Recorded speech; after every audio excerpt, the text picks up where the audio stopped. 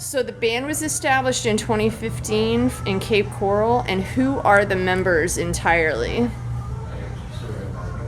Yeah. So Nostaljah is actually my husband and myself. And we have the privilege, and this is Cardo, I'm Drea. Okay. And we have the amazing privilege of working with a group of independent contractors who tend to be some of our best friends. So it works really well. But they work with other bands too in this area. And so the constant members are he and I. But for the most part, Jermaine or Germs and Ross Bird. Are our two other members. Ross Bird is our drummer, and Germs is our primary keyboard player. Okay. But so sometimes you guys play out on your own as well, just you two, right? Okay. Yes, exactly. And then this is a silly question then. Original lineup is you guys. So and where does the name Nostaljah come from? Okay, so I am like an old school fool. I'm 38 years old. And I used to live up north, and I've always had this like 90s R&B vibe. This is like my pocket, right? But I married this like dope Caribbean dude, and he loves neo soul too. And we were like, how can we blend the old with the new? And so nostalgia, but make it something that really is like edifying to people and glorifying to God. So that's why we spell it nostalgia. That's Nostaljah. Nice, I love it. Yeah. And you guys say that you're reggae and R&B, and where do you get your influences from?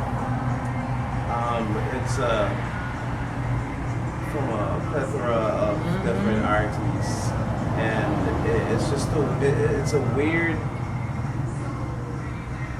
I wouldn't say weird necessarily, but it was very unique. All right. The kind of music I grew up listening to on one side of the globe, on another side of the globe, she was listening to the same. Yeah. That's kind of cool. cool. And we're talking about from Latin music to R&B to and these are different cultural styles. things. These Right. are cultural things. Like part of my culture is, I'm like a New Jersey Italian, but half of me is Costa Rican. Okay. So this blend of fusion collected with West Indian, Jamaican culture creates a unique vibe that can only come from our personal experience. And the fact that we were, like he was saying, it was like kindred spirits, like the same kind of music at the same time. It helps us to put those things, infuse them together, and create a unique style that can only come from a love and a love for music, culture, and art that we have for each other and for that same like-minded type stuff. Yeah. That's awesome. Okay. Yeah, thank you. And so what do you think sets you guys apart from other reggae bands? Like how, yeah? 100%. Yeah. Now I saw on your site that you have a bunch of gigs for October, and I could only find one for November 20th at Jack's. Do you guys not book that far out, or did you just not update the site yet, or? We do far out. As you know, with COVID, a lot of things slowed down. So I also play with another band. So Okay. I had a lot of things. Can we balancing act. Is it cool to Yeah, big up the band? totally, yeah. Listen, we got to big up Damien Chantel of John Movement. You guys need to check them out. You need to go see them, support local music so that it doesn't die, so that we can continue this creative culture. So big up. Yes. Speaking of COVID, how has that changed things for you guys? Like how do you feel working in this environment as opposed to prior to?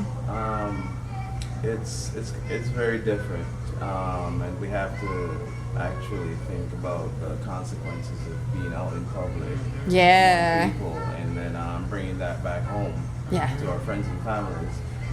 So there's always that concern in the back of our minds that, hey, we still have to be safe even though we're out having fun and working. So that added stress, plus a lot of businesses, they're suffering. Yeah, big effects of time. COVID. So there's a lot of negotiating going on between bands and business owners. So we have to take that into consideration. Can I add something to that? So there's been a lot of negative effects of COVID, but we've also witnessed the most beautiful things as well being out. People desire to get out like they've never gotten out before, and they enjoy every moment and every song and every aspect. It's an experience now every time you have the opportunity to go out.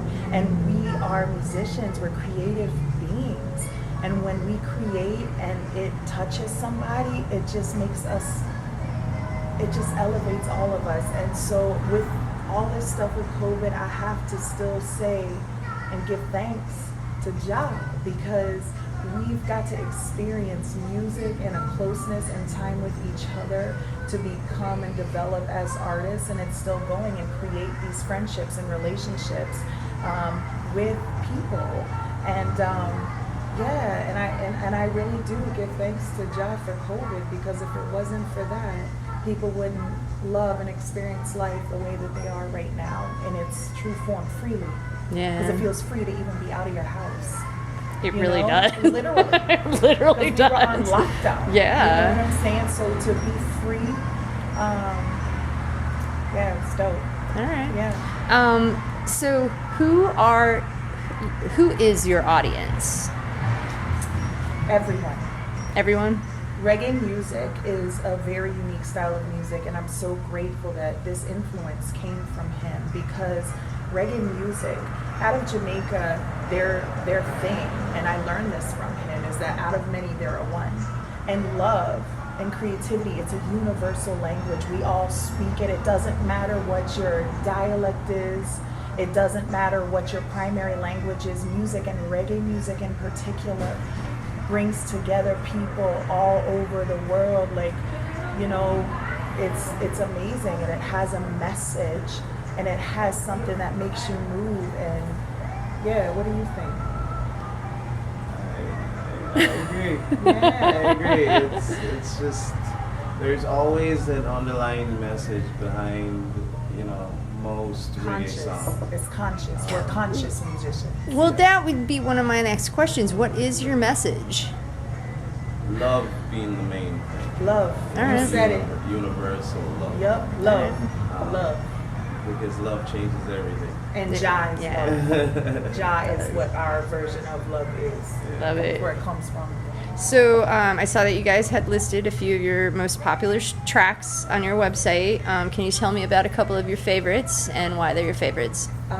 My two favorites are acoustic versions of what we do. The first one is Your Eyes. The reason that it's my favorite song is because when I met him about 15 years ago, he picked up acoustic guitar. And that was the way that he told me, that song is about me. Aww. So 10 years later when we recorded it, it has a nostalgia to it, pun intended. But it's very personal. It's very deeply personal, and the song is dope. My second favorite is Whosoever Will Come, because it was a project we got to work with Josh, who's a amazing local studio owner in this area. And what studio does he own? What's the name of Josh's studio? Oh boy. We'll EQ. EQ? All right. EQ multimedia. And he felt, yeah, man, he just did such a great job on both tracks, and we love him for it. We're hoping to collab some more. What about you? What are your two faves? It would be, first one would be Your Eyes, and then the second would be Easy. All right, and why is that? That we released recently. Yeah, last year, and we had planned a release for March, and then COVID happened, and all the marketing got messed up. Yeah. Yeah. As did with a lot of things. Facts. But that was basically us saying, we're not going to join the rat race. We're just going to take it easy. Yeah. No need to rush. It was more from a personal, a personal testimony of where we are and what we're doing. Okay. Personally. Now, do you guys have any albums coming out or any recording projects going on currently? Yes. Okay. We talked about it in the car on the way here. All right. Yeah, we're going to release an EP. We're looking at January. Okay. It's going to be probably 6 songs. Yeah. Okay. And we kind of even were discussing what the EP kind of cover, the artwork would look like. You want to give me any insight? And maybe a couple songs that you might put on there? Lead Me is okay. Be one. All right. It's going to be the main first single that we release. Okay. So look for that, and that's actually going to be the name of this product. All right. And now, are you guys going to do it at that guy's recording studio, Yes. EQ? Okay. Yep. All right. And then, what do you love most about working together? Spending time together. Yeah. Because we're so busy. By the time we get home, there's so much to do, and it's time to go to bed. So, for example, just driving to a gig. Yeah. Sometimes talk about things that we normally wouldn't get a chance to talk about for that period of time. So, yeah. Plus, she's very great to work with, and she's a very talented musician. That's singer. nice. All right. Do you guys have a mantra for what it is that you do?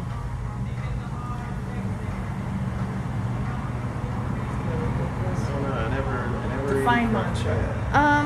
A message that you tell yourselves before you go out, maybe, or about, like, do you have like a thing, like a phrase or a belief, This or is a really awesome question, and it's one. because you know what a mantra is, you know, like a lot of times people, like, they leave their house every day and they like say, oh, today is going to be this way, you know, really and interesting that she's asking this, and it's a great question. right. And I love it, and here's why. Because on the way here, I was telling my husband that I started, you know, when you're in the public eye and you start performing, you can get self-conscious, you can be very aware of yourself, all of these things, you know.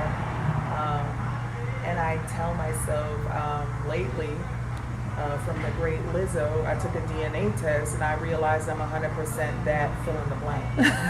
And so that's my mantra. all right. What about you?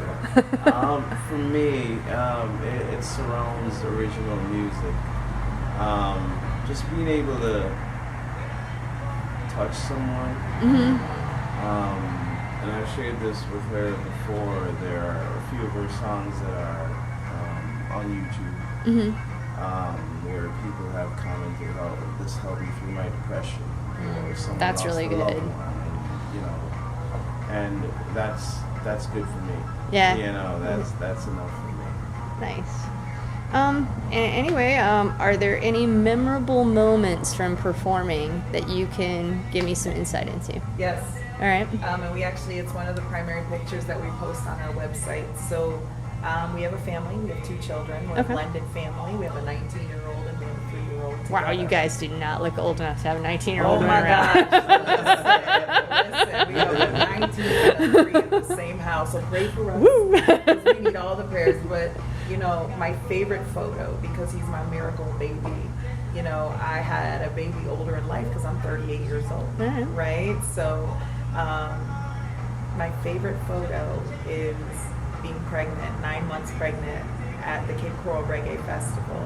And he's holding my hand and I'm holding my belly, and it's the most memorable moment I'll ever have because it was the literal weekend before I went into labor with my son. So I have that picture and that moment forever captured. That's super cute. And every time I see it, it touches me. Right?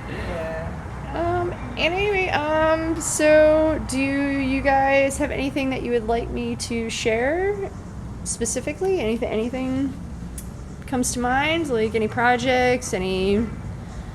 Well, we'd like to ask for your love and support to let us know where you want to see us play so that when we reach out to these places, we can say, hey, we've got a tribe of people, a tribe of hippies that look and sound just like us who are trying to hear this message of love that we're spreading. Reach out to us on social media. We'll engage with you. We want to engage with you. Your engagement, your showing up, it's the reason why we do what we do. And we love you all, and we appreciate you all, and we just pray for you all. And whoever's supposed to hear what we have to say, we just pray that this will reach you and you'll feel compelled to come out. Sweet. All right. Well, thanks, guys. I think I'm going to end it with that. You guys are awesome. Awesome interview.